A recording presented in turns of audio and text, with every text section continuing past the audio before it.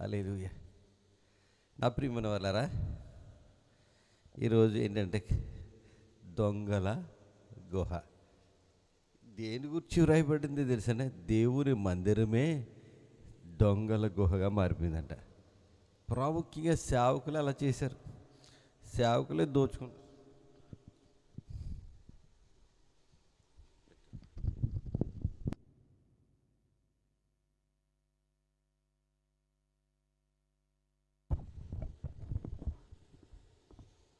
మంచిది. నా ప్రియమైన వాళ్ళారా, ఈ యొక్క మండల కాలంలో చాలా మట్టికి రోజులు అయిపోయి 35వ రోజుకి వచ్చేసాం. ఇప్పుడు ఎన్నో రోజమ్మా? 35వ రోజు. దేవుని స్తోత్రం. ఇంకా 40 రోజుల అసలు లెక్క ప్రకారంగా మొన్న జరిగిన ఈస్టర్ ఉంది కదా, వర్ణించండి, పామ్ సండే ఉంది కదా, అప్పటికే 40వ రోజు. మరి ఈ రోజులు ఏంటంటే సరిగ్గా 7 వారాలు జరుగుతాయి. 59 రోజులు, 49 రోజులు వస్తాయి. మళ్ళీ 50 రోజులు కూడా పండుగ ఉంటుంది. తర్వాత 50 రోజులకి మరలా పెంతెకొస్తేనే పండుగ వస్తుంది. పరిశుద్ధాత్మ దేవుడు దిగి వచ్చిన రోజు. యేసుక్రీస్తు ప్రభు గారు 40 రోజులు ఉన్న తర్వాత ప్రభు చెప్తారు, మీరు యెరూషలేములో ఉండండి, ఎక్కడికి వెళ్ళొద్దు. అంటే యెరూషలేము అంటే మందిరం లేదా సన్నిధి, ఆయన సన్నిధిని జ్ఞాపకం చేస్తున్నారు.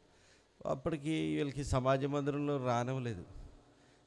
బయటికి వెళ్ళిపోయారు కదా. మేడగదిలో ఉన్నప్పుడు దేవుడు వారికి దేవుని యొక్క ఆత్మ మీద వారి మీదకి దిగి వచ్చినప్పుడు అప్పుడే సంఘం ఏర్పడింది. అది పరిశుద్ధాత్మతో ప్రారంభమైన సంఘం. పెంతెకొస్తు అని పేరు అందుకే పెట్టారు. పెంతెకొస్తు అంటే అందరికీ భయమే, జనాలందరికీ. నాయన పెంతెకొస్తు అంటారు. అంటే ఆ రోజు వచ్చిందని పెంతెకొస్తు అని పెట్టుకున్నారు. ఈ సంఘాల పేర్లు ఏముండవు. మరి దేవుని మందిరానికి ఏం పేరు ఉండాలి అసలు? బైబిల్ ఏం చెప్తుంది? ఆ పేరు ఉండాలి, ఈ పేరు ఉండాలని చెప్తారు కదా. ఊరిని బట్టి పేర్లు వచ్చిన సందర్భాలు ప్రకటన గ్రంథంలో మనం చూస్తాం. దేవుని స్తోత్రం. హల్లెలూయా. 7 సంఘాలు మనం చూసాం కదా, 7 అవి ఊర్ల పేర్లు. హల్లెలూయా. అయితే అప్పుడు పెట్టుకున్న యేసు ప్రభు సంఘం అని పెట్టుకున్నారు కొంతమంది క్రీస్తు సంఘం అని పెట్టుకుంటున్నారు. అయితే ప్రభు ఏం చెప్పాడు మందిరం గురించి ఇక్కడ కూడా కనిపిస్తుంది ఇప్పుడు. ఎందుకంటే నేను అన్నెసరీ టాపిక్ కాదు, ఇప్పుడు ఈ టాపిక్లోనే ఉంది. ఈ యొక్క మార్కు సువార్త 11వ అధ్యాయంలో చూసినట్లయితే 16వ వచనం చూడండి. 16వ వచనం.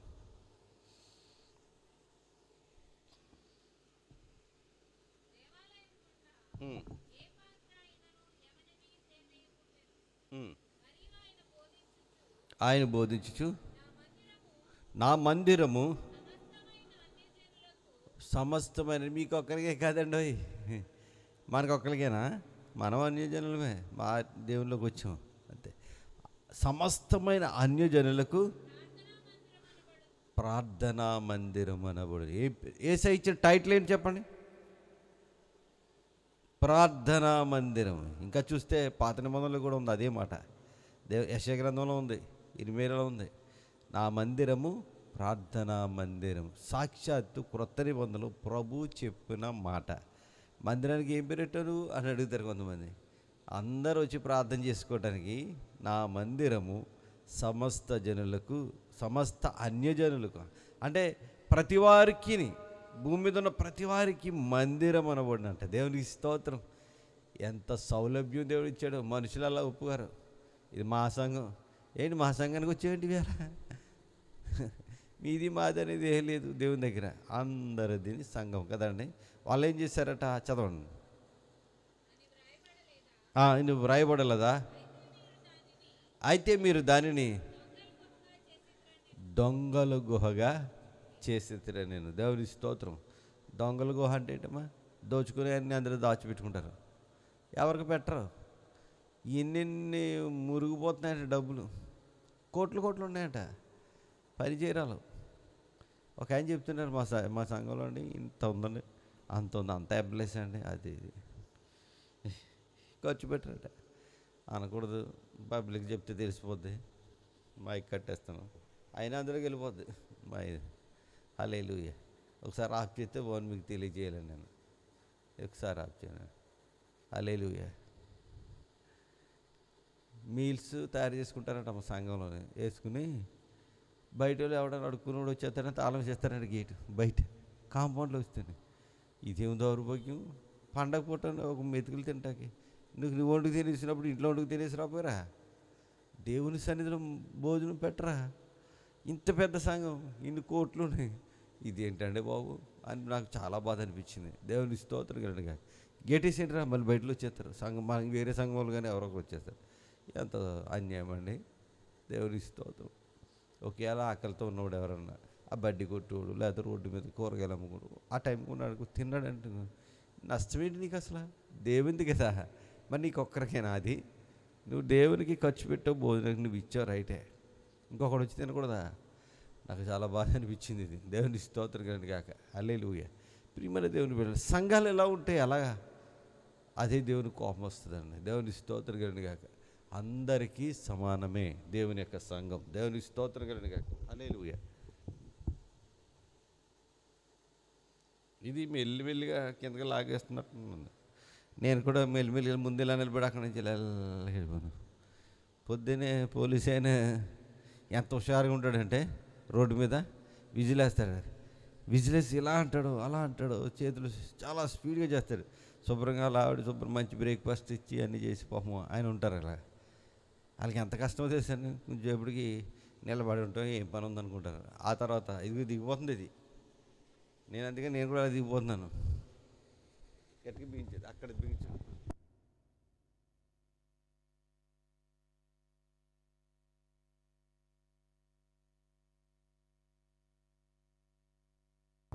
Praise the Lord. ఓకే.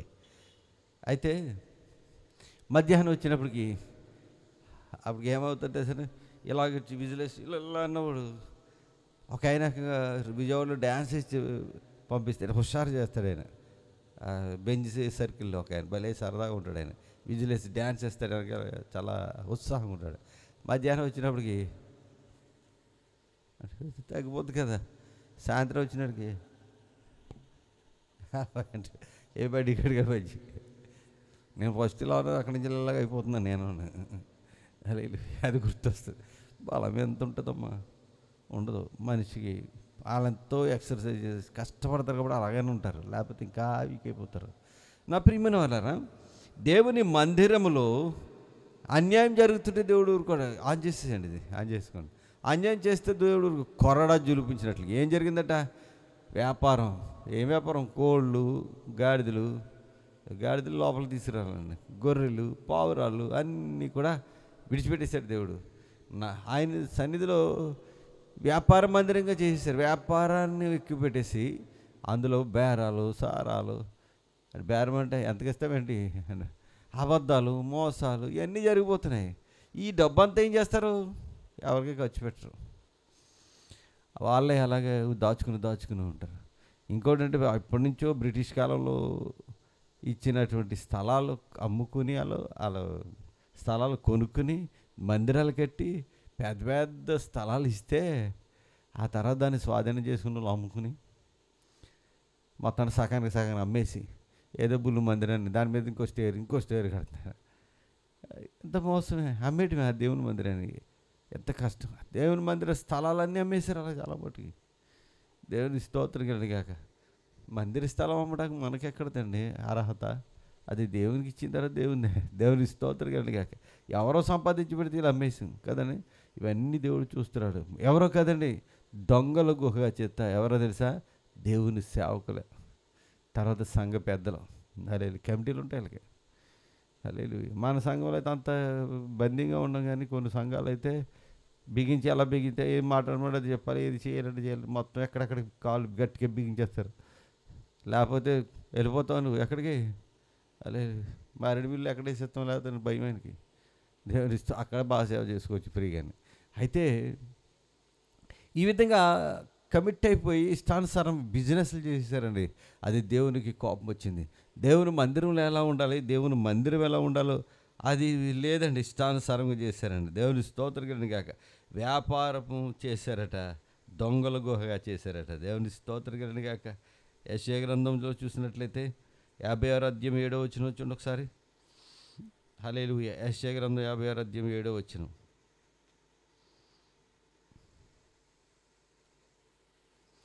త్వరగా తినము, ఇంత స్లో అనుకుంటు చాలా ఎంత స్పీడ్గా చేస్తే పోటీలా ఉంటుంది మీకు. ప్రజెంటేషన్ దేవుడు ఇస్తాడు.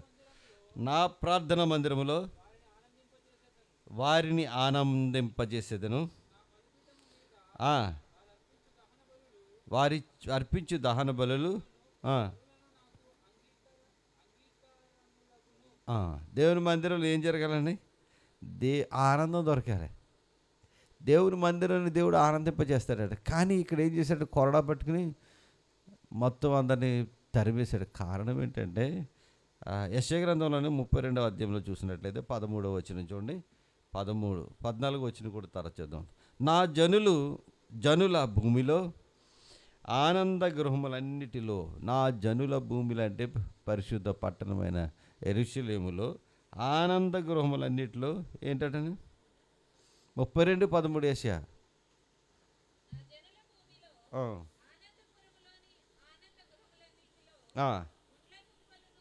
ఏంటమ్మా? ముండ్ల తుప్పలంట. ముండ్ల తుప్పలను అమ్మో, అందులో వెళ్ళామంటే మన షర్టు ప్యాంటు పర్రమ చిరిగిపోద్ది అంతే. మన చీర భయంకరులు అందరూ.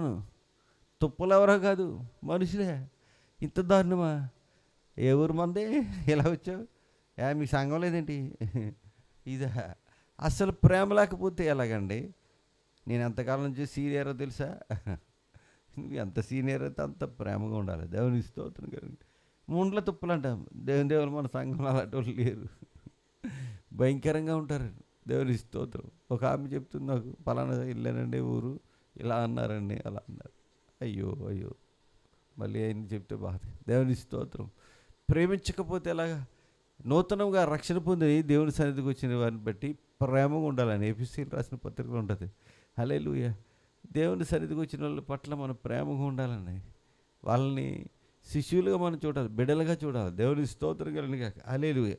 నా జనుల భూముల ఆనంద గృహములన్నిటిలో ముండ్ల తుప్పలట. హల్లెలూయా. ప్యాలెస్ లాంటి ఇల్లు ఇచ్చినా సరే, దేవుడు ఇంత ఆశీర్వాదాలు ఉన్నా సరే, వాళ్ళ భాష అటులా ఉందన్నమాట. వాళ్ళంతా గుచ్చుకునిలా మాట్లాడుతున్నారు అనమాట. అంతేకాదు, వాళ్ళ హానికరులుగా చూస్తున్నారు అనమాట. ఇంకెలా ఉన్నారటండి? బలురక్కసి చెట్లు అట. ఇలాగ అయిపోతే సంఘం, అందుకే దేవుని కోపం వచ్చింది. దాన్ని అంతటిని కూడా పెరిగి వేసి దేవుడు ఏం చేస్తాడో తెలుసని మళ్ళా కస్ట్ అవుట్ అంటే పీకి పారేస్తాడు అనమాట, పెరిగి పారేస్తాడు. దేవుని స్తోత్రం కలను కాక. హల్లెలూయా. దేవుడు నీ కోసం ఏం చేశాడో తెలుసండి? దేశాలని ఓడగొట్టి అవతల పాడేసి నీకు మంచి దేశం ఇచ్చారు. నాకౌట్ ద నేషన్స్ అని ఉంటుంది. దేశాలనంట పడగొట్టేటంటే పడేసి నీకు దేశం ఇస్తే నువ్వు అక్కడ ద్రాక్షవల్లిలా ఉండాలనుకుంటే నువ్వు ఎలా ఉన్నావట? నువ్వంటే నేను, మనం ముండ్ల తుప్పలం. హల్లెలూయా. నిత్యరాజ్యం కొరకు ఆయన మన కోసం ఇంత ప్రేమించి ఇంత చేస్తే మనకుండే లక్షణాలు చూడండి. దేవుని ఎందుకు అసలు దొంగలు అవుతారంటే లూకా సువార్త 16వ అధ్యాయంలో పోదాం. లూకా సువార్త 16వ అధ్యాయం 10 నుంచి చదువుకుందాం. ఆ అధ్యాయం అంతా అద్భుతంగా ఉంటుంది. లూకా సువార్త 16వ అధ్యాయం 10వ వచనం. అసలు మిక్కిలి కొంచెం లాగండి. ఎందుకు దొంగడు అవుతాడంటే, ఆహారం కొరకు దొంగదానం చేసేవాడు ఉన్నాడు. ఆడంతా నేరస్తుడు కాదమ్మా. బిస్కెట్లు తీసేసి తినేసాడు అనుకో, అంత నేరస్తుడు కాదే. కొబ్బరికాయ పడింది మెదలకుండా పట్టుకెళ్ళి వండుకున్నాడు అనుకో, అంత నేరస్తుడు కాదమ్మా. ఆకలి అతను అలా చేసింది. అలా కాదు, కొందరు ధనదాహం ఎంత ఉన్నా సరే, పిసినారితనం. అండ్ కొంతమంది ఎకనామిస్టులు ఉంటారండి, ఎంత ఉన్నా సరిపోదు వాళ్ళకి. మొత్తం దోచుకుని మన దగ్గర ఏముంటుందండి? ప్రపంచాన్ని అంతా, దేశాన్ని అంతా దోచుకుని ఇతర దేశాలు వెళ్ళిపోతుంటారు అన్నమాట. వాళ్ళు ఎంత దోచుకుంటారు, ఎన్ని విధాలుగా దోచుకుంటారు. అయితే అన్యాయం అన్నమాట. అంత దోచుకునే వారి వరకు దేవుడు చెప్తున్నాడు, మళ్ళీ అంత కక్కిస్తాడు దేవుడు. ఊరు కూడా కింద ఇప్పుడు చదవండి. మిక్కిలి కొంచెములో నీకు 100 రూపాయలు దొరికితే 100 రూపాయలతో బతుకుతున్నాడు, నమ్మకంగా ఉండగలమా? ఎలాగే సరిపోతుంది. నాకు గెంజి కాసుకుని ఏదో తిన్నాడు అనుకోండి, ఒక 1000 రూపాయలతో నెల బతికాడు అనుకోండి. మిక్కిలి కొంచెములో పక్కడు మీద అడి ఎక్కడ లేకపోతే ఎవరి మీద పడి తెచ్చుకోకుండా, లేకపోతే అడుక్కున్నా పర్వాలేదు కానీ మోసం మాత్రం దొంగతనం మాత్రం చేయకూడదు. మిక్కిలి కొంచెములో నమ్మకంగా ఉండేవాడు అలెలు ఎక్కువలో కూడా నమ్మకంగా ఉంటాడు. అంత ఇచ్చిన సరే నమ్మకమైన మనస్సు ఉండాలి. అది కొంచెం దాంట్లో నీకు ఇచ్చిన పెత్తనం పావలా పెత్తనం పావలా అధికారం దేవుడు ఇచ్చాడు, ముప్పావలా పెత్తనం చేస్తానంటే ఎలాగండి? నీకు ఇచ్చిన పని ఏంటి? లేదు ఊరికి ప్రెసిడెంట్ అంటే నేను ఎమ్మెల్యేలో ఫీల్ అయిపోతారు కొంతమంది. లేదు ఇండియా ప్రెసిడెంట్లో ఫీల్ అయిపోతారు కొంతమంది. ఎన్ని అధికారాలు కదా, అలా చేయకూడదు కదా. చదవరా, మిక్కిలి కొంచెంలో కొంచెం చిన్న వాటిలో అన్యాయంగా ఉన్నాడు అనుకోండి, పెద్ద ఎవడు దేవుడు నీకు అదే నీ బతుకు అంతే. చిన్న విషయంలో నమ్మకం ఉండాలి. నీకు ఏదో చెప్తే అది నమ్మకంగా ఉండాలి.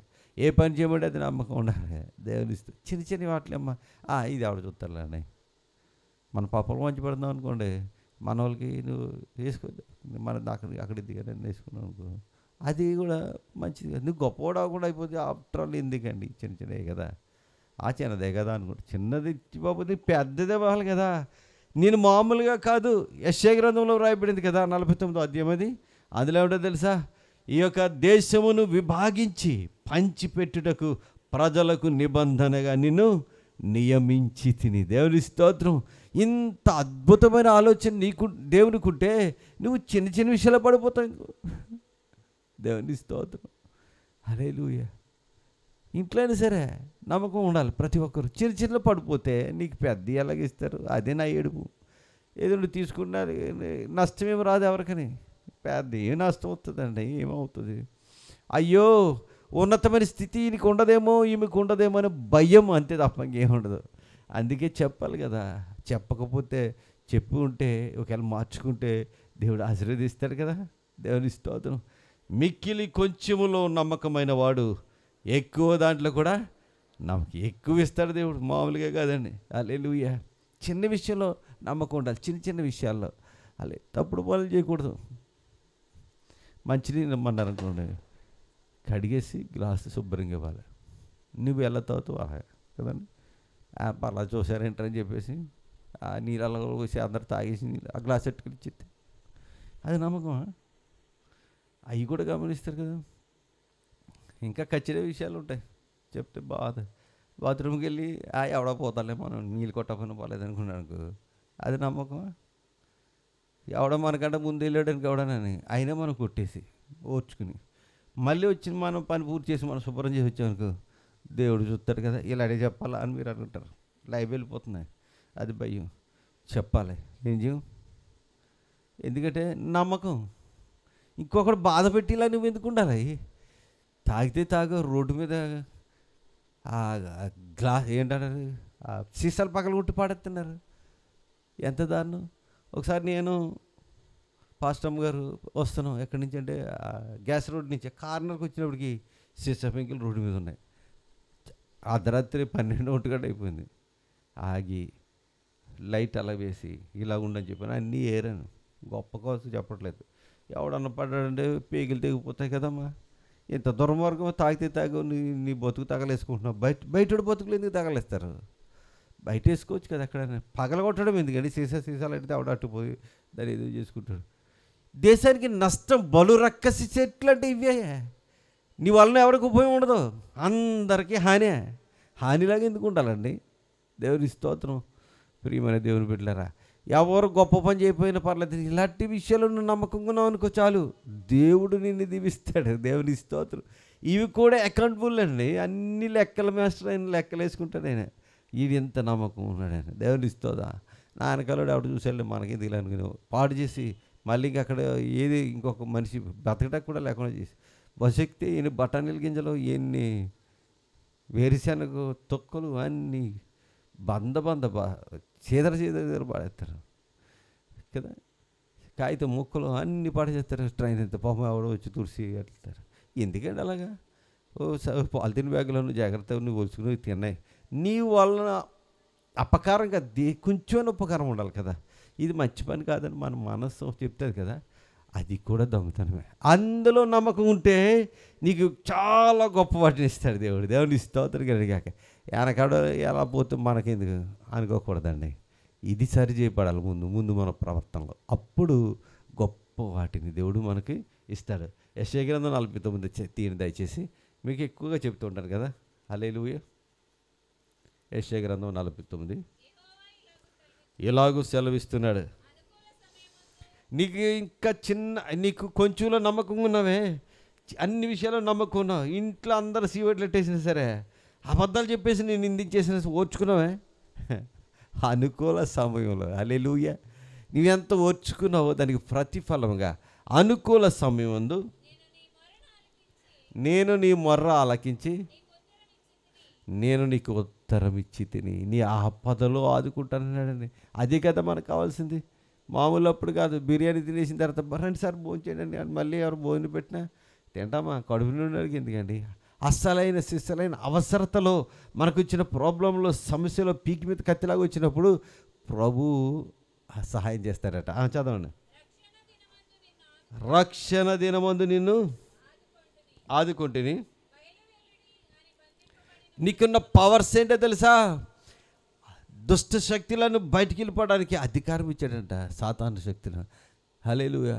దెయ్యాల్లాగా వచ్చి మనుషులు పాడు చేస్తుంటే బయటకు పోండి అని చెప్పడానికి. Hallelujah. I say get out in the name of Jesus అన్నప్పుడు వెళ్ళిపోతాయి. ఇంకా ఉండవు.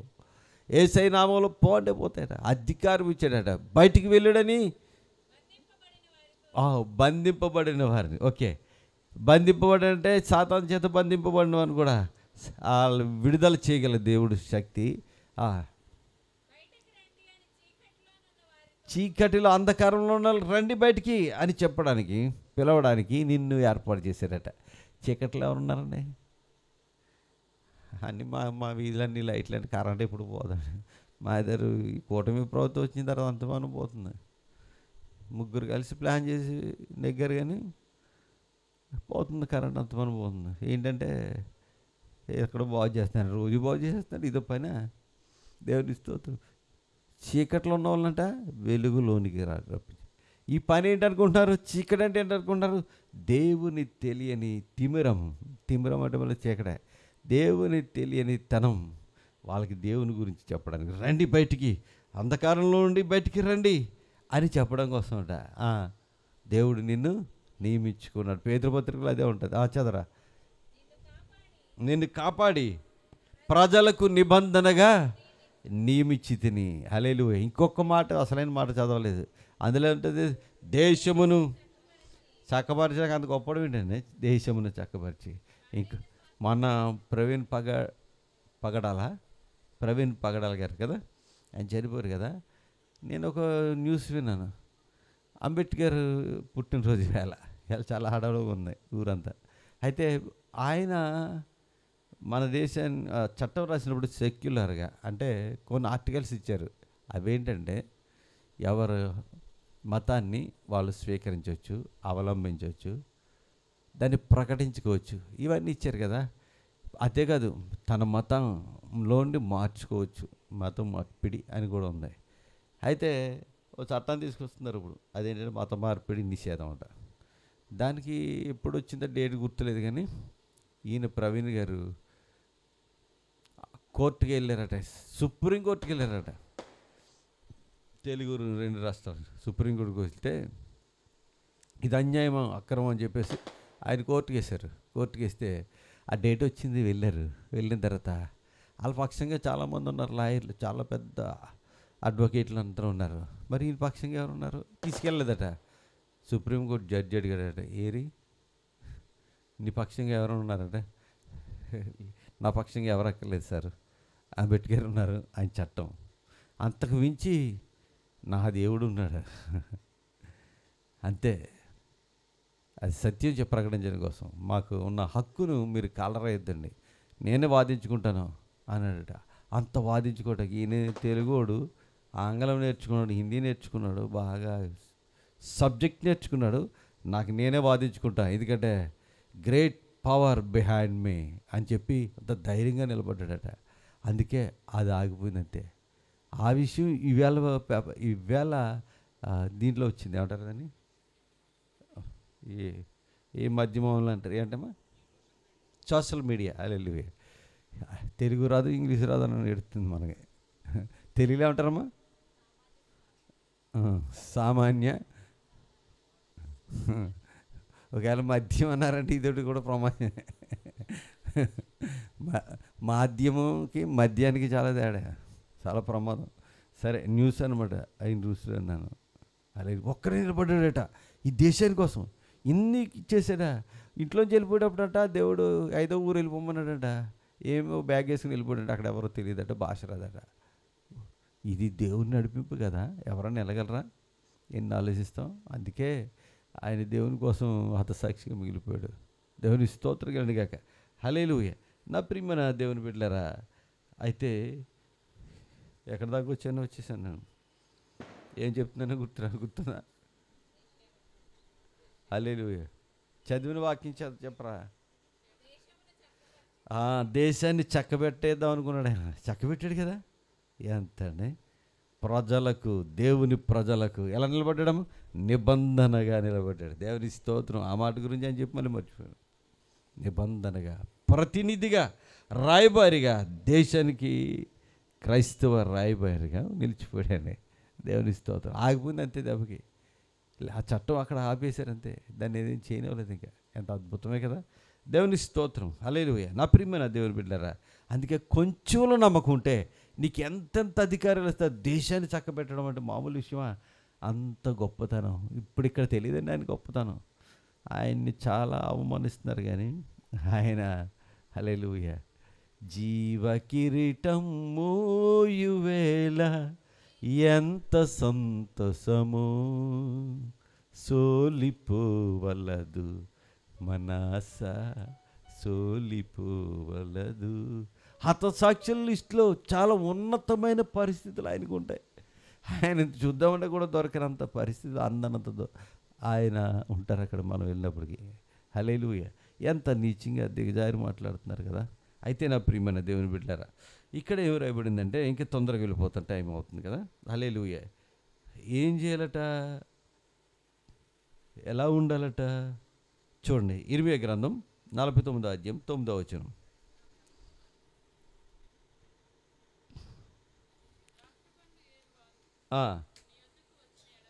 వచ్చిన ఎడల పరిగంట దశ వదిలేసిన ఎన్నులు ఏరుకోవటం. హల్లెలూయా. రైతులు ఏం చేస్తారమ్మా, పనులు పెట్టుకుని కోయించేసి పట్టుకెళ్ళిపోతారు కదా. కొన్ని వెన్నులు వదిలేసినవి ఉంటాయి, పాడేసి, అంటే కావాలని కాదు, బై మిస్టేక్ ఉండిపోయినవి ఉంటాయి. అయితే అవన్నీ ఎరుకుని కలెక్ట్ చేసుకుని నలుపుకుని ఇన్ని ధాన్యం పెడితే అవి పట్టుకెళ్ళి దంచుకునేవారు కదా. దంచుకుని అన్నం వండుకునేవారు అంట. పెద్దల పనికి వెళ్ళిపోతే పిల్లలు ఏం చేసేవారంటే ఏరుకునేవారు అంట వెళ్ళేటప్పుడు. అవి ఏరుకుని తెచ్చుకుంటే అవి పోనీ సిలగడ దుంపలన్నా అమ్మేవారు అక్కడ. ఆ రైస్ తవ్వట్టు కోసుకుని హాఫ్ కిలో ఉంటే రెండు సిలగడ దుంపలు ఇచ్చేవారు. ఎండంతా సిలగడ దుంపలు. ఆకలి రోజులు. ఇప్పుడా బాబుగా తినరా అంటే వద్దా అన్నాడు. ఏమొచ్చి యాపిల్ తినరా, వద్దు. అప్పుడు చింతకాయలు, మామిడికాయలు, ఏది పండని జాంకాయలు అన్నీ నవ్వులేసిన రోజులు అయ్యి. ఇప్పుడే చక్కగా కట్ చేసి పోయి ఆ పైన అదేమంటారు తొక్కు తీసి పీసెస్ కింద పెట్టి ఫోర్స్ దాంట్లో తీసుకోవడం, చేతికి అంటకుండా స్పూన్తో తినరా అంటే వద్దు, అసలు ఇది వద్దు. ఎందుకంటే మనకు నిండిపోయింది. అప్పుడు ఆకలి ఉండేది. దేవుని స్తోత్రం కలిగిన కాక. అలా ఏరుకునే వారి కోసం అంట అక్కడ చెప్తాడు చూడండి, చదవు. వచ్చిన ఎడల వారి కోసం అది విడిచిపెట్టరా? అవి కూడా మీరే ఏరేసుకుంటారా? అవి విడిచిపెట్టరా? అవి వదిలేయరా? కొంచెం ఇశ్రాయేలుకున్న అలవాటు ఏంటో తెలుసా? పేదల కోసం అంట కొన్ని వదిలేసేవారు. వదిలేస్తే ఇలా జిమ్మేయటం కాదు, ఏరుకోవటానికి పనలాగా వదిలేట్టేవారంట, పట్టుకొని వెళ్ళిపోవటానికి. దేవుని ఎంత దయమేడని దేవుడు తన ప్రజలకు చెప్పారు, ఇంతవరకు మీరు బానిసలుగా బ్రతికారు, పొట్ట కూటి కోసం వెట్టి పనులు చేశారు. ఇప్పుడు మీరు ఏం చేయాలో తెలుసా? దేవుడిని నేను మీకు ఇవ్వబోతున్న ఆ దేశంలో పేదలు ఉండకూడదు. ఉంటే వారి కోసం ఏం చేయాలి? పరగా వదిలేయాలి. వదిలేయాలంటే దయగలవాడు ఏం చేసేవాడు తెలుసని, ఒక చేను వదిలేసేవాడట. వాళ్ళ గురించి చరిత్ర చూస్తే అద్భుతంగా ఉంటుంది. దేవుడు అంతగా ఆశీర్వదించాడు.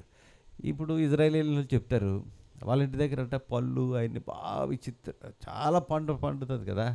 ఏ పళ్ళు, అక్కడ ఎక్కువ పడే దానిమ్మలు అండ్ ఈ బత్తాయి, కమలాలు ఉంటాయి కదా, ఇవన్నీ పండుతాయి కదా. వెళ్తే కోసుకుని వెళ్తుంటే వాళ్ళు కూడా కోసిస్తారట. మనమైతే కర్రట్టుకునే నీకోసం వేసానా అని బాధేస్తాం కదా. ఎవరన్నా ఆశపడితే కోసి మరి ఇస్తారండి బ్యాగులు వేసి. అలా ఎంత దయగలము. హల్లెలూయా. మన వినోద్ గారు రాలేదు, ఇప్పుడు చాలా బిజీగా ఉన్నారు అక్కడ. ఇక్కడ అసలు సౌండ్ ఉండదని మాట్లాడుతాను ఆయన. మరి అక్కడ చాలా మైక్లేని పడుతుంది అక్కడ. ఆయన మరి చెప్పారు, అక్కడికి వెళ్ళి ఒక ఫ్రెండ్ ఇంటికి వెళ్తే పక్కన చెట్టు ఉంటే కోసుకుంటుంటే వాళ్ళందరూ మళ్ళీ హెల్ప్ చేసి ఇచ్చారట. దేవుని స్తోత్రం. ఆయన కూడా చెప్పారు అన్నమాట. ఎంత దయగల అంటే వాళ్ళ చట్టంలో ఉంది, మీరు వదిలిపెట్టరా, మీరు ఏదిని ఇన్ని ఆస్తులు ఉన్నాయి, ఇంత వేల కొలది మీకు పంట పండుతూ ఉంటే మీరు పరగా వదిలిపెట్టరా, పరగా అంటే పేదలకై విడిచిపెట్టరా అని అంటూ తర్వాత ఏం చెప్పాడు చదవమ్మ. నైట్ టైం దొంగలు వచ్చారనుకోండి, తనకు చాలినంత దొరకు వరకు నష్టము చేయదురు కదా. ఎలా చేస్తారో తెలుసండి, పీకి మీద కత్తి పెట్టి తీ బయటిది చంపేస్తా అంటే అది బాగుందా? అదెంత భయంకరమైన శిక్ష, దేవుడిచ్చిన శిక్ష ఏమన్నాడు. అది పేదోడికి విడిచిపెట్టిన నీవు పోగొట్టుకుంటావు, మొత్తం పోగొట్టుకుంటావు. అప్పుడేమవుతుంది తెలుసా, నీ ప్రాణానికే నష్టం వస్తుంది. ఆ యొక్క ఏమంటారు దాన్ని, ఆ ధనం వలన నీకు నష్టం వస్తుంది అని చెప్తున్నాడు దేవుడు. దేవుని స్తోత్రం కలిగి. ఎంత నష్టం అంటే నువ్వు దాచుకునే మొత్తం ఇవ్వాల్సి వస్తుంది, మొత్తం నిలువు దోపిడి ఇచ్చుకోవాల్సి వస్తుంది. ఇలాంటి నిలువు దోపిడి ఇచ్చుకోవాల్సి వస్తుందనే మన హిందూ సోదరులు అక్కడెక్కడికి వెళ్ళి నిలువు దోపిడి నీకు ఇచ్చేస్తాను ఆయన పొరపాటు ఏదని చేస్తాను. మన యేసుబాబు దగ్గర ఒక ఆయన, నేను ఎవరైనా ఇద్దను అన్యాయంగా దేన్నైనా తీసుకొని ఎడలా 4 times ఇస్తానంటాడు కదా. అలాగే వాళ్ళు కూడా వచ్చేసి ఇచ్చేస్తారు అక్కడ. లేదా ఎవరు దోచుకుంటాడు ప్రమాదం. మన ఈ మధ్యన చైన్స్ లాక్కి వెళ్ళిపోయి ఉన్నారు. అయ్యో ఎంత సంతోషం, చైన్ చూస్తే మంచిదే బాబు, కొంచెం లోపలేసుకుంటే బాగుంది కదా, తీసి ఎంత బాగుంది మురిసిపోయి కిసుకొని ముద్దులు ఇచ్చుకుని ఇలా బయట కొట్టుకుని ఇలా వెళ్ళిపోతే మోటార్ సైకిల్ మీద వెనకాలే అవుతాడు. వచ్చి పట్మన్ లాగైతే పీక్ కోసిపోతుంది కదా, దవేలు పడిపోతారు కింద. పడిపోతే కొంచెం పెద్ద వయసు ఉన్న వాళ్ళకి ఎంత కష్టం అండి, ఎంత దుర్మార్గం అండి బాబు. మనిషి పడిపోతే వాళ్ళకి భయం ఉండదు, బాధ ఉండదు, కోసిపోద్ది కదా. ఇలా మనుషులేనా, ఇలా మృగారా? అలా తయారవడానికి కారణం ఏంటో తెలుసా? మ్యాక్సిమం మద్యం తెలుసా. ఇంకోటి ఏదో నవ్వులుతారు ఇప్పుడు, గంజాయి. వీళ్ళకి కిక్ ఇచ్చిన తర్వాత వాళ్ళకి ఏం చేస్తాడో మనిషిని చంపేస్తాడు గంజాయి కోసం నోట. అది ఎక్కువైపోయింది. అందుకే మనుషులే అందరికీ, మనిషికైనా వాడికి ఎవరికైనా మానవత్వం ఉంటుంది, హృదయం ఉంటుంది. మా ఇంట్లో ఎవరికైనా ఏదైనా ఎత్తినమా ఎవరో నాకు గొప్ప చెప్పినట్టు ఉంటుంది. ఇది కాళ్ళు ముళ్ళు తిరిగింది అనుకో, ఆగు రాజు తీస్తాడని పెద్దోళ్ళు, మా పార్వతమ్మ గారు కూడా నా దగ్గరికి వచ్చేవారు. అంటే జాగ్రత్త తీస్తానని ఆ ధైర్యం. మందులు కొనుక్కున్నారనుకోండి నా దగ్గరికి వచ్చేవారు, పెద్ద డాక్టర్ గారి దగ్గర నేనే పట్టుకోండి ఈ మంచి ఏ బాబా ఇయ్యానా అని కదా. ఎవరొక దుర్గమ్మ గారికి తెలుసు, అలాగే ఇచ్చేవారు. ఏంటంటే నమ్మకం, ఈ గుచ్చేస్తాడు ఆ ముళ్ళు తీటాకి అని అలా అన్నారు. మనకు కంగారిపోతాం, ఎంత భయం కదండి. ఎందుకో తెలుసా, అలా బాధ కలుగుతుంది. ఇంత చిన్న విషయంలో కోసుకుపోతే పీకెంత కోసుకుపోయేలాగా ఎలా చేస్తారండి ఇవన్నీ, ఎంత ప్రమాదంగా చేస్తున్నారని. తెంపేసి లాగేసి ఇలా వెళ్ళిపోతున్నారంటే కోసుకుపోద్ది, ఎన్ని దెబ్బలు తగ్గుతాయి, కాలు ఇరిగిపోద్ది. ఎలాగా అసలు భయం లేకుండా ఎదుటి వ్యక్తికి మరి ఎంతకాలం బతుకుతాడు దాంతో. అప్పుడైపోకు మా వస్తే ఒక 50,000 60,000 వస్తుందేమో చైను. ఆ తర్వాత ఒక 2 నెలలు వాడుకుంటాడు. ఆ తర్వాత ఏంటండి, దేవుడు కిక్కిస్తే బతుకుతాడు. అసలు ఇవి ఎందుకు అర్థం అవ్వట్లేదో మానవ జాతికి. దేవుని స్తోత్రం. ఆయన అంటాడు, దొంగ వచ్చినప్పుడట మొత్తం అంతా కొట్టేస్తాడు కదా మీ దగ్గర, ఎందుకు దాచుకుంటారు మీరు, కొంచెం కనికర పడండి. అయ్యా ఈ దేవుని లక్షణం అండి. దేవుని స్తోత్రం కనుక మా వాళ్ళకి రోజు దండాలు ఎట్టుకు చెప్తుంటాను, తొందరగా తినరు, తింటాలే అంటారు, 10ంటికి తింటారు, 11కి తింటారు, మిగిలిందనుకో పారేయాలి. నాకు అది బాధ. కొంచెం పెందరగడ తిన్నారనుకో ఎవరికైనా పెట్టుకోవచ్చు. మీకు పెట్టకుండా ముందు తీసేసామనుకో, తిందామన్నవాడికి డాడీ తీసేస్తారని మరి నా గురించి పెద్ద ప్రసారం.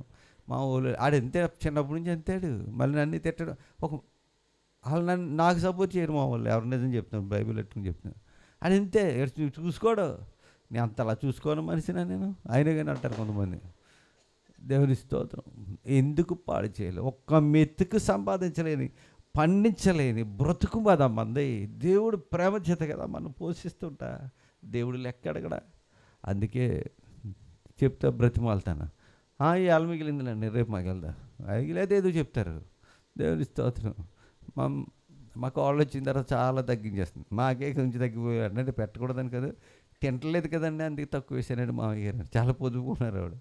చాలా సంతోషం. దేవుని స్తోత్రం. అలా పాడు చేస్తే మాత్రం బాధపడాలి. దేవుని స్తోత్రం కలిగి కాక దేవుడు లెక్క, దేవునికి లెక్క చెప్పాలి. దేవుని స్తోత్రం కలిగి కాక. నా ప్రియమైన దేవుని బిడ్డలారా, మనం చేసే పనులను బట్టే దేవుడు, ఒకవేళ నువ్వు ఎంత కష్టమైనా సరే, నువ్వు అమ్మ నాన్నకి ఎంతో చేసావనుకో, లేకపోతే నీ తాతయ్యకి చేసావనుకో, నిజం చెప్పినాడు, బైబిల్ ఉంది, అబద్ధం ఉంటే నష్టపోతాను. నేను వెళ్ళానంటే మా తాత మాట అమ్మమ్మ ఎంత సంతోషం. ఏడి గగారిని వచ్చాడంటే, అది గగారిని అని ఏడంటే ఉన్నాడు అక్కడ. అలా ఊళ్ళో అందరూ, మా చిన్నాన్ని ఒకడు, ఆయన ఒకడు వెళ్ళి మంచం ఏమంటారు, కాలు దగ్గర తాడు అది బిగించాలి గట్టిగాని. అది బిగించి చేతులు మండిపోయి, చిన్న వయసు కదా, ఎప్పుడు వెళ్ళినా సరే బాబుగా అది కొంచెం బిగించరా, తొట్టి అయిపోయిందని. లేదు, మా చిన్నాని వెళ్ళేవాడు మా మామయ్య ఇంటికి వెళ్ళి, ఆయన ఏదో పని మీద తిరుగుతుంటే ఆయన ఎప్పుడన్నా ఆయన ఎక్కువ చేసేవారు. నేను వచ్చానంటే ఖచ్చితంగా నన్ను పిలిచేది. ఎందుకు తెలుసా? నేను వచ్చానంటే శుభ్రంగా బిగించి పెడతానని, చేసి పెడతాను, నాకు కావాల్సిన చిన్న చిత్తగా చేస్తాను. నువ్వు ఎలా ఉండాలి తెలుసా? నమ్మకమైన మనుషుడంట, ఔషధం అంటూ వాడంట. హల్లెలూయా. అన్ని రంగాల్లో పని వచ్చిందంటే ఎంత గొప్ప సంగతి. కృపావరం గారి గురించి చెప్పారు. ఆయన అన్ని పనులు చేస్తారంట, నేర్చుకోవాలి పనులు. హల్లెలూయా. మా పెద్ద బావగారు ఏం చేసేవారంటే, టేప్ రికార్డ్ ఆగిపోయింది అనేవారు. నేను తల్ల పెట్టుకున్న రబ్బర్ బ్యాండ్ వేసి ఒకసారి ఆ బెల్ట్ తెగిపోతే దాన్ని వేసి ఆడించాను ఒకసారి. ఆయన ఆశ్చర్యపోయారు. దేవుని స్తోత్రం. నల్లగా వచ్చి ఇంతకుముందు రబ్బర్ బ్యాండ్ సన్నగానే, రబ్బర్ తలకి ఏదో పిల్లకలు కట్టుకుంటాకి ఏదో అదేసి ఇంత సరిపోయింది, పాట వచ్చేసింది. అయ్యో మనం వచ్చానంటే బాగుపడిపోతాను అనకూడదు. మన శ్రీను ఉన్నాడు కదా, శ్రీను వచ్చాడంటే ఏదో బాగు చేసి వెళ్తాడు, అడిగితే చెప్పి వెళ్ళిపోతాడు. నువ్వు నమ్మకంగా ఉంటే దేవుడు అనేకమని ఇస్తాడు. దేవుడి స్తోత్రం కలిగిన హల్లెలూయా. నేను వచ్చానంటే లీటర్లు బాగు చేసి మా శుభ్రం కడిగేసి మళ్ళీ వెళ్ళిపోయినాం. ఫస్ట్ నా పనులు ఇయ్యే. మీరు చేస్తే మీకు ఆశీర్వాదం. మా అమ్మ కలజోడు, కానీ మా నాన్నగారు కలజోడు మళ్ళీ తడు కట్టుకున్నారు ఒకసారి. ఏంటి డాడీ అని నాన్నగారు అంటే, ఇలా తాడు ఇలా పడిపోకుండా ఇలా ఉంటే పడిపోతుందిరా అన్నారు. నేను మొలతాడు లాగేసి దీపం వెలిగించి, ఈట్రా అంటే, ఏం కాదన్న, ముందే అది కొసట్టుని ఇలా తిప్పుతున్నాను, ఇరిగిపోతారు బాబు అన్నారు. దాన్ని ఉంచి అన్నీ చేసి ఇచ్చాను, అన్నీ లాగవుతా పడాను. బాగుంది బాబు, అయితే చాలా బాగుందిరా, చాలా థ్యాంక్స్ బాబా అన్నారు. హల్లెలూయా. మనం వాళ్ళకి ఏం కావాలో అదే కదా, మనం అందుబాటులో ఉండాలి కదా. ఒకసారి ఇటు రారంటే వస్తున్నాను, అసలు ఇలా కూడా చూడండి, వస్తున్నాను అలా వెళ్ళిపోతే ఎలాగా? నీకోసం ఆశపడతారు కదా తల్లిదండ్రులు. దేవుని స్తోత్రం గడిగాక. బలహీనతలోనూ అని అవసరతను బట్టి అడుగుతుంటారు కదా. దేవుని స్తోత్రం మనం చూడాలి. అయితే ఎలాంటి వాడు అయితే దేవుని సన్నిధి ఎలా ఉండాలంటే, పేదల కట్ట నువ్వు విడిచిపెట్టవా అన్నారు. మన పొలాల్లో కానీ మనకు ఉన్నదని పారేయకుండా కొంచెం మనం దాచుకునేది పవిత్రమైనవి, లేకపోతే శుభ్రంగా ఉన్నవి ఇతరులకి మనం ఇవ్వాలి కదా. అదే కదా దేవుడు చెప్తా. దేవుని స్తోత్రం. ఈ అవకాశం మళ్ళీ ఎవరికైనా వస్తుందా? నీకు ఎవరైనా వస్తే అది అవకాశంగా మనం భావించాలి. దేవుని స్తోత్రం కలిగిన హల్లెలూయా. ఒకసారి ఇబ్బంది అవుతుందండి. పరీక్ష అండి మనకు ఒకసారి, మనకే వస్తే పరీక్షలు. నేను మా ఆవిడ కలిసి బయలుదేరి వెళ్ళిపోతున్నాం. డబ్బులు చాలా ఉన్నాయి, అమలాపురం వెళ్తున్నాం. బట్టలు కొనుక్కురావాలి, క్రిస్మస్కి వెళ్దాం అనుకున్నాం. వెళ్ళినప్పటికీ అన్న అర్జెంట్ అన్న అని ఒక ఆయన వచ్చాడు, సైకిల్ వేసుకొచ్చిన పాస్టర్ గారు. డబ్బులు కావాలన్న ఒక 500 అన్నాడు. నేను అసలే మా దగ్గర లేవు, కొన్ని డబ్బులు పెట్టుకుని వెళ్దాం అనుకున్నాం. సరే ఏం జరుగుతుందో జరిగిందిలే అని చెప్పేసి ఆయనకి 500 కాడి నుంచి ఆయన కాకుండా తక్కువ ఎంత 300 ఎంతో ఇచ్చేసి వెళ్ళిపోయాం. పెట్రోల్కి ఏదో కొద్దిగా వెళ్ళటం మాత్రం మానలేదు. దేవుని స్తోత్రం. వెళ్ళిన తర్వాత గడియార స్తంభం దగ్గర ఎత్తినేసారు బట్టలు బయట. అక్కడ మా ఆవిడ రాదు, నేను అలాంటి కూడా వెళ్ళిపోతాను ఎక్కడైనా. మనకు అక్కడ గౌన్ కొనుక్కొచ్చాను మా పాపకి, రెడ్ది. మడత పట్టుకొచ్చేసి ఇది ఎంత బాగుందండి, ఎక్కడ కొన్నారంటే అప్పుడు కొనేటప్పుడు దూరంగా ఉంది మా ఆవిడ, ఎక్కడ బొత్తుగా ప్లాట్ఫారం మీద కొంటే అంటే నేను కొట్టుకొచ్చాను. ఇంకా తనకేదో తీసుకున్నాను తక్కువలో, వచ్చేసాను. నాకేమీ లేదు, నాకు ఏం కొనుక్కోలేదు, వచ్చేసాను. దేవుని స్తోత్రం. ఇంటికి చాలా కాలం వచ్చారు రెడ్ గౌను, అదే మళ్ళీ ఎవరికి ఇచ్చింది మా ఇది ఎక్కడ కొన్నామని చెప్తుంటే నవ్వుకునేవారు. అలా దేవుడు అద్భుతం చేస్తారని. అసలు పిల్లలకి ఇన్నర్ వేర్స్ ఉండేవి కాదు. చిన్న చిన్న బిడ్డలు కూర్చుంటే సరిగ్గా కూర్చునేవారు కాదు. ఏం చేస్తాం, హాస్టల్లో ఇవ్వరు కదా, ఒకసారి డ్రెస్ ఇస్తారు కానీ ఇన్నర్ వేర్స్ ఇవ్వరు. నా జీతం పట్టుకుని బైబిల్ వచ్చి వెళ్ళినప్పుడల్లా వాళ్ళకి ఇన్నర్ వేర్స్ నేను ఎక్కడ తెలుసా, ప్లాట్ఫామ్ మీద. నేను రాననేది మా ఆవిడ, నిజం చెప్తున్నాను. ఆవిడ లేదు కదా అని ఆవిడ మీద కంప్లైంట్ కాదు. ఆవిడ బాగా రిచ్గా బతికింది కదా, వాళ్ళు జీపులో తిరగడం, ఆ డ్రైవర్ని అది ఎట్టడం ఇది ఎట్టడం అది తిరిగారు కదా. వీళ్ళు ప్లాట్ఫామ్ అంటే బాగా తర నేర్చుకుని నా దగ్గరికి వచ్చిన తర్వాత నేను వెళ్ళి ఎక్కువ నేను కొనేసి బ్యాగులు పెట్టుకుని అలా లెక్క పెట్టుకుని, మన దగ్గర 50 మంది పిల్లలు ఉన్నారంటే 50 లేకపోతే 55 మొత్తం కొనేసి తక్కువ రేటుకి హోల్సేల్. కానీ మీరేం బిజినెస్ అంటే కాదులండి, నాకు పిల్లలు ఇంతమంది పిల్లల హాస్టల్ ఉందండి అని చెప్తే తగ్గించి చూడాలి. అవి పట్టుకుని వెళ్ళి ఇచ్చిన సందర్భాలు ఉన్నాయి. చెప్పుకోవడం గొప్ప కోసం కాదు, దేవుడు చూడ్డా మనం ఎందుకు చేస్తున్నాం, దేవుడు చూడ్డా మనం దాచుకుందామని దోచుకుందామనే వాళ్ళు చాలామంది ఉండవచ్చు. కానీ దేవుడు ఇది కూడా అవకాశం. అప్పుడు నేను ఇద్దామంటే ఇప్పుడు ఇవ్వగలనా, ఇవ్వలేం కదా. నా ప్రియమైన వాళ్ళారా, ప్రభు చెబుతున్నాడని నిజం చెప్తున్నాను. ఏ అబద్ధం ఆడినా మళ్ళీ ప్రమాదమే నాకు. అందుకే చెప్తున్నాను, మనమేం కలిగిన దాంట్లో ఇతరులకి పొమ్మనకుండా, అయ్యో సిగ్గు విడిచే కదా అడుగుతా, మన అవతల పొమ్మనకుండా మనం ఏదైనా కొంత సహాయం చేస్తే దేవుడు ఇంకా పెద్ద దీవులు మనకిస్తాడు. ఇక్కడ అంటాడు ఆఖరిని వారు దేవుని మందిరం ఎలా ఉండాలట, దేవుని స్తోత్రం. మందిరాన్ని శుద్ధి చేశాడు దేవుడు. ముగించేస్తాను. దేవుడు మందిరాన్ని శుద్ధి చేశాడు. ఎలా ఉండాలి దేవుని మందిరం అంటే, దేవుడు ఆయన మనకిచ్చేవన్నీ అక్కడ దొరుకుతాయండి. ఇంకా చాలా చాలా చెప్పాలి కానీ ముగించేస్తాను. ఆయన ప్రార్థనా మందిరం అనబడుతుందని చాలా చోట్ల ఉంది, అవన్నీ రాశాను, ఇప్పుడు చెప్పట్లేదు. అసలు మందిరం గురించి చెప్తున్నాను. 96 కీర్తన 6 వచ్చిన చాలా సమయంలో చాలా విషయం చెప్తారు అందులో అసలు. అయితే నా ప్రియమైన దేవుడు ఆయన అంటాడు, 56 అధ్యాయం యెషయా గ్రంథం 7వ వచనం, ఆ వచనం ఇంకొక వచనం చూపించి ముగించేస్తాను. వివరించనమ్మా, మీరు కంగారు పడుతున్నారు నాకు తెలుసు. 8:9 అయింది. 56:7 యెషయా 56:7 గట్టిగా చదివండి మీరు. నా ప్రార్థన మందిరంలో వారిని ఆనందింపజేసేదను, నా బలిపీఠం మీద వారు అర్పించు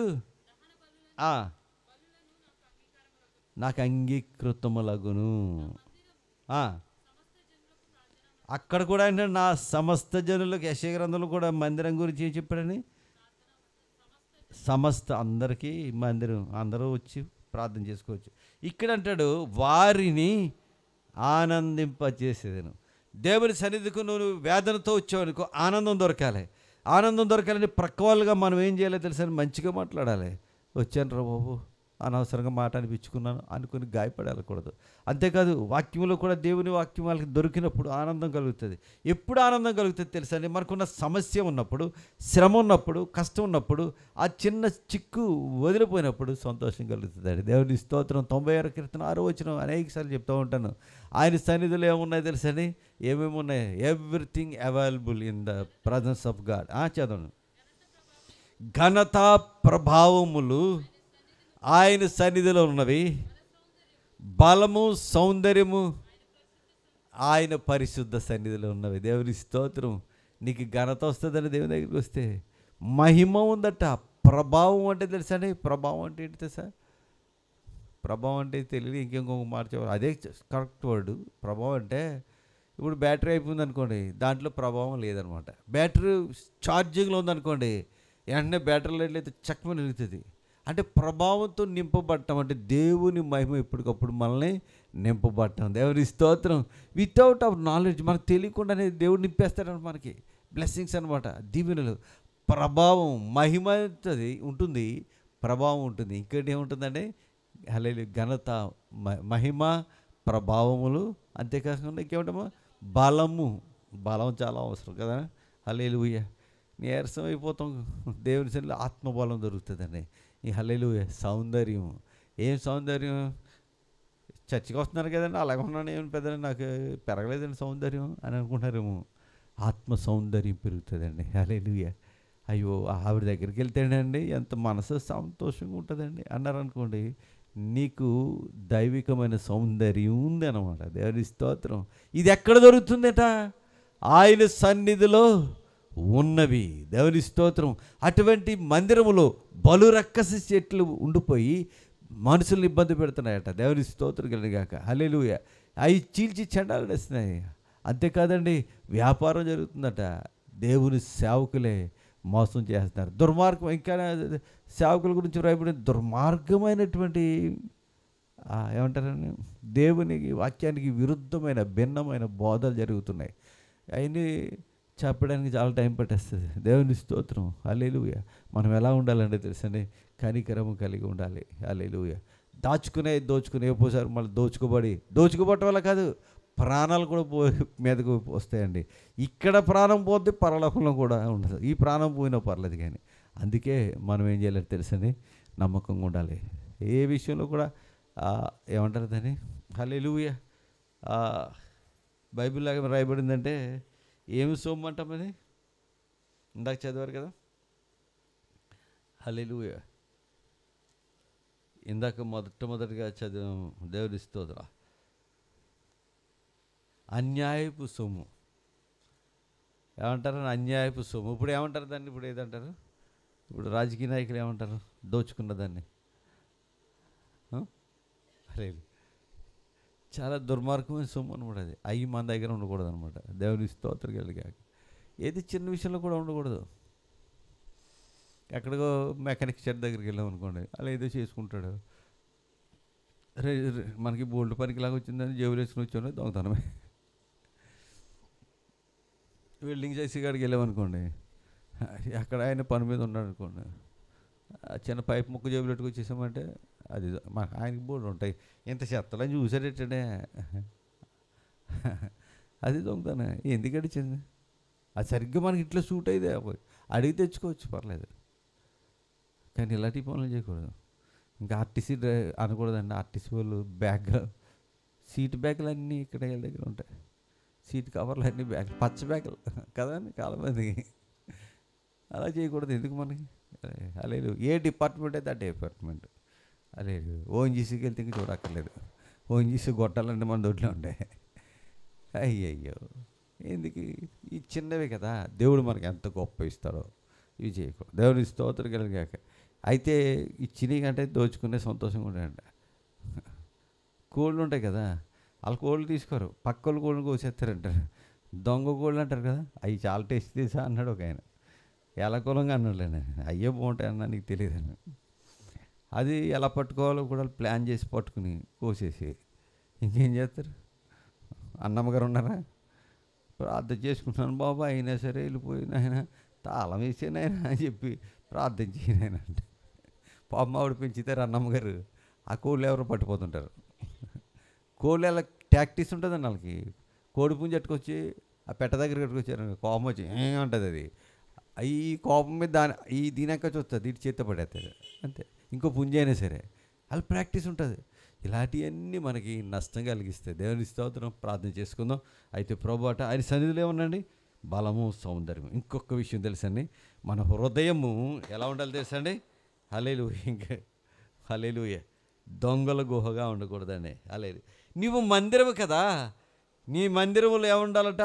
ఆనందపరిచేవాడిగా ఉండాలి. నీవే మందిరం అయితే. మందిరం ఎలా ఉండాలంటే అందరికీ ఆనంద గృహం అని వ్రాయబడి కింద. స్వస్థత జరుగుతుంది, దీవెన కలుగుతుంది, నెమ్మది కలుగుతుంది కదా. నీతో మాట్లాడినప్పుడు కూడా అలా ఉండాలని. దేవుని స్తోత్రం. జనములు నీ వద్దకు పరిగెత్తుకుని వచ్చేదారు. ఎందుకు వస్తారు? మళ్ళీ నీ దగ్గర చూడరు కూడా. అబ్బో, చూసిన తలకొంచుకుని అలా వెళ్ళిపోతారు. భయం అనేది మనం మాట్లాడే మాటలు, బూతులు, దుర్మార్గం మాటలు. బాబో, ఈ కంట్లో పడ్డాం రా నాయన అని భయపడి వెళ్ళిపోతారు. మరి జనులు నీ వద్దకు పరిగెత్తుకు రావాలంటే నువ్వే మందిరం అయిపోవాలి. దేవుని స్తోత్రం. నేను మందిరం అయిపోవాలి. మందిరం అయిపోతే ఎలా తెలుసండి? నువ్వు రావడం వాళ్ళ అవసరంలా ఉండాలి. నేను వస్తే సంతోషం. హల్లెలూయా. కొంత దగ్గరికి వెళ్ళినప్పుడు అబ్బా అన్న వచ్చాడని సంతోషపడాలి.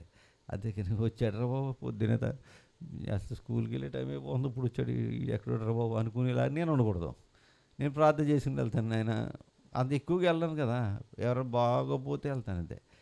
వాళ్ళని ఇబ్బంది పెట్టి ఇలానే ఉండకూడదు నాయన, నాకు క్షమించి, నాకు తెలియదు వాళ్ళ హృదయాలు, నాకు తెలియదు అందరి హృదయాలు మంచిగా ఉండాలి నేను అని నేను ప్రార్థన. అడగండి, ఎక్కడికైనా వెళ్తే మాత్రం తప్పనిసరిగా మ్యాక్సిమం మోకరించి ప్రార్థన చేసుకుని వెళ్తాను నేను. దేవుని ఇష్టం. ఈరోజు నాకు చాలా భారంగా ఉంది. పొద్దున పిల్లలందరినీ లేట్ అయిపోయింది, వాళ్ళు నా దగ్గర కూర్చున్నాడికి అందరిని కూర్చోబెట్టి పాట పాడు. మా పాప అంటుంది, మరి భోజనం వండుకోద్ది అన్నాడు. మరి భోజనం వండుకునే వరకు అప్పుడే వరకు లేకటండి భోజనం వదిన, మరి కూర ఉండాలి. కూరని బయట తెచ్చుకుంది, అది కూర్చున్నాను. కూర్చొని పాట పాడి వాకింగ్ చేసి ప్రార్థన చేసుకుని, నా బాధగా ఉంది, ఏదో వేదన ఉందో నాకు. మీరు ఉండండి కానీ పిలిచి ప్రేయర్ చేసి అందరు, నేనే ప్రార్థన చేశాను అనుకోండి, వాళ్ళు పాటలు పాడారు, వాకింగ్ చేశారు. దేవుని స్తోత్రం. దేవుని యొక్క గృహంలో ఆనందం ఉండాలంటే, సంతోషం ఉండాలంటే ఏం చేయాలి? దేవుని నిత్యము దేవుని ఆరాధన చేయాలి. కుటుంబం అంతా కలిసి భోజనం చేయాలి, కలిసి పాటలు పాడాలి, కలిసి, ఇది కుటుంబం. హల్లెలూయా. అంతేగాని నేను బజార్కి వెళ్ళిపోయి నాకు ఇష్టం వచ్చిందని తినేసాను అనుకోండి. హల్లెలూయా. చాలామంది అంటారు భోజనం చేద్దామని అంటారు, ఇది ఇల్లు ఇక్కడ పెట్టుకుని అక్కడ భోజనం చేస్తా, పర్లేదు రా అన్నయ్య అక్కడ భోజనం చేద్దాం. ఓ పాస్టర్ గారు మాటికి పిలిచేవారు ఆయన, నేను రాను బాబు అన్నాను. దేవుని ఇస్తూ నా బిడ్డలు విడిచిపెట్టేసి, కుటుంబం విడిచిపెట్టి ఆయనతో అక్కడ తింటాక డబ్బులు ఖర్చుపెట్టి ఎందుకండి? ఉన్న పప్పుచారు వేసుకుని ఇంటికాడ తింటే బెటర్ కదా. రోడ్డు మీద ఇంటికాడ వెళ్ళి మర్చిపోయి మిరపకాయ బజ్జీలు నెలేస్తారు, రోడ్డు మీద కర్ర నెల వేసుకోండి. పిల్లలు ఉన్నారు కదా, నీకు గుర్తురారా? ఆయన రోడ్డు మీద తింటాం అంత బాగుంటుందా? నీకు నిజంగా ఆకలిస్తే తింటే తిన్నావులే, కానీ బిడ్డలకు జ్ఞాపకం చేసుకోవాలి. కలిసి భోజనం చేయాలి, కలిసి పాడాలి, కలిసి ఆరాధన చేయాలి. సంఘంలో కూడా ఐక్యత కలిగి ఉండాలి. ఇంకన్నీ చెప్పట్లేదు ప్రియమైన దేవుని బిడ్డలారా. దొంగలు గుహ చేశారట వేసే. రేపు కలిపి మళ్ళీ చెప్తాను. రేపు మళ్ళీ నాది కదా, మంగళవారం అంటే లవ్లీ కానీ మీదే కదా మంగళవారం అయింది. దేవుని స్తోత్రం. నా ప్రియమైన దేవుని బిడ్డలారా, దేవుని వాక్యం చెప్తుంది మందిరం ఎలా ఉండాలి తెలుసండి? ప్రజలకు ఆనందం కలిగజేసేదిలా ఉండాలి. నాకు కాగితం పెట్టారు, తొందరగా ముంచేమో అని అనుకున్నాను నేను. రేపు బాప్తిసం ఉంది సాటర్డే ఉదయం. ఫ్రైడే ఇమ్మన్నారు, ఫ్రైడే కుదరదని చెప్పాను. సాటర్డే ఎవరు బాప్తిసం తీసుకుంటారు, బాప్తిసం తీసుకున్న వాళ్ళు నేను అంత ఫోర్స్ చేయను. ఒకసారి జ్ఞాపకం చేసుకోండి. అఫ్కోర్స్ మనకు టైం ఇవ్వకపోతే దేవుడు మన లైఫ్ ఏమైపోద్ది? అన్నీ ఇచ్చాడు కదా దేవుడు, ఆరోగ్యం ఇచ్చాడు కదా, రక్షణ ఇచ్చాడు కదా, దేవుని వాక్యం తెలియజేశాడు కదా. యవ్వన బిడ్డలు, పెద్దోళ్ళు అందరూ కూడా. కొంతమంది రెడీ అయ్యారు, సుజిత అస్తమానం అడుగుతున్నారు, ఇంకొక అమ్మాయి అడుగుతుంది, ఇంకొక అమ్మాయి అడుగుతుంది. వరాలు అంటారు చూడు, ఆవిడ బాప్తిసం మనం అప్పుడే జనవరి నుంచి పట్టుకుంటున్నాను. ఇది క్లీన్ చేసి శనివారం ఇద్దాం. మరి మీరు కూడా సిద్ధపడండి. గుడ్ ఫ్రైడేకి ఏమన్నా చేద్దామంటే చేద్దాం, మీరు ఏదైనా చేస్తే చేయండి. పానీయం అని ఎవరన్నా పెట్టుకుంటే మంచిగా చల్లని పానీయం, దేవుని సన్నిధికి వచ్చిన వాళ్ళకి, ఆ ఎండలో ఉన్న వాళ్ళకి మరి ఏదైనా పానీయం ఏర్పాటు చేద్దాం. ప్రార్థన చేసుకుందామండి, ప్రార్థన చేసుకుందాం. మనసంతా కొంతమందికి ఎలా ఉంటుందంటే, అక్కడికి మన వాళ్ళందరూ రమ్మన్నారు కదా, అక్కడికి వెళ్ళాలి, ఈవేళ వెళ్ళాలి, కరెక్టే, మంచిదే, కానీ లేట్ అయిపోయింది, నేనే లేట్ చేశాను, మన్నించండి. ప్రార్థన చేద్దాం. పరిశుద్ధ పరలోకపు తండ్రి, నాయన ఘనమైన నామానికి స్తుతి చెల్లిస్తున్నాం. ఈ రాత్రికాల సమయంలో నాయన మందిరం గురించి కొన్ని మాటలే మేము ధ్యానం చేసాం.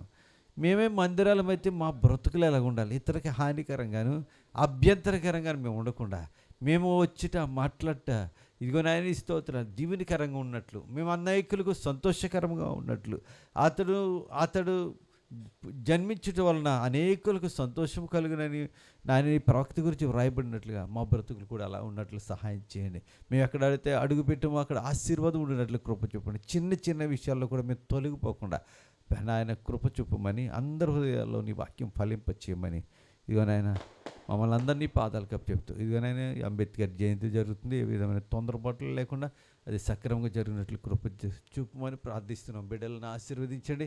నాయనకు వందనాలు. అలాగే తండ్రి, ఈ సమయంలో ప్రభు ఇదిగో నాయన కూడిన మేమందరూ కూడా మీ పాదాల దగ్గర ఉన్నాం ప్రభు. నాయన నిండైన మెండైన దివులతో నింపమని యేసయ్య పరిశుద్ధ నామమున అడిగి వేడుకొని ప్రార్థన చేయుచున్నాము. ప్రియ పరలోకపు తండ్రి, ఆమేన్. మన తండ్రి అయిన దేవుని ప్రేమ, కుమారుడైన యేసుక్రీస్తు వారి దివ్య కృప, పరిశుద్ధాత్మ అన్యోన్య సహవాసము ఇప్పుడు ఎల్లప్పుడు నాయన రాకడ పర్యాంతము సదా తోడేయండి, బలపరిచి ఆశీర్వదించును గాక. ఆమేన్, ఆమేన్. థ్యాంక్ యూ అండి.